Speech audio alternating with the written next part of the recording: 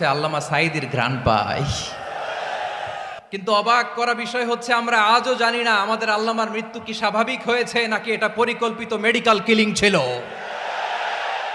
এই রিপোর্ট গণমানুষের কাছে প্রচার করে জানাতে হবে।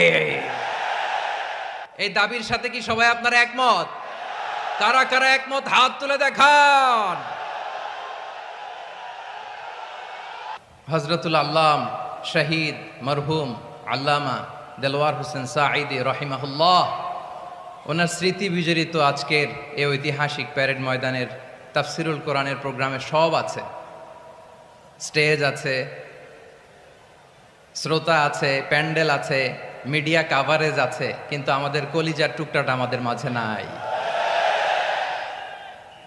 আজকের এই প্রোগ্রামে আলোচক হয়ে এই চেয়ারে আমি না বসে ওই শ্রোতাদের কাতারে বসে যদি আমাদের আল্লামার নুরানি চেহারার দিকে তাকিয়ে ওয়াজ শুনতে পারতাম, আমাদের হৃদয়টা ঠান্ডা হয়ে যেত,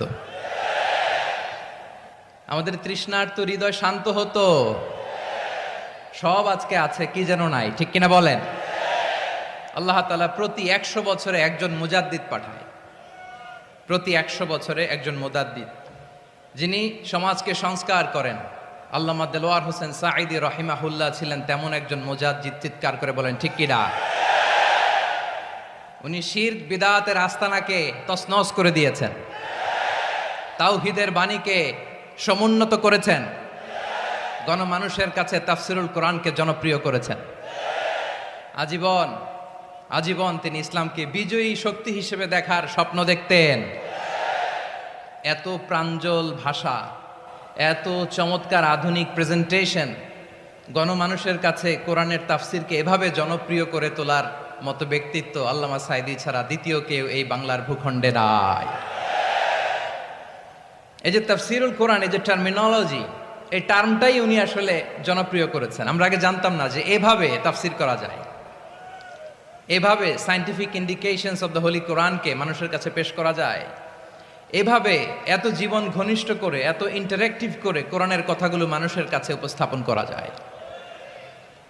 উনি অন্যায়ের বিরুদ্ধে সবসময় সোচ্চার ছিলেন, প্রতিবাদী কণ্ঠস্বর ছিলেন।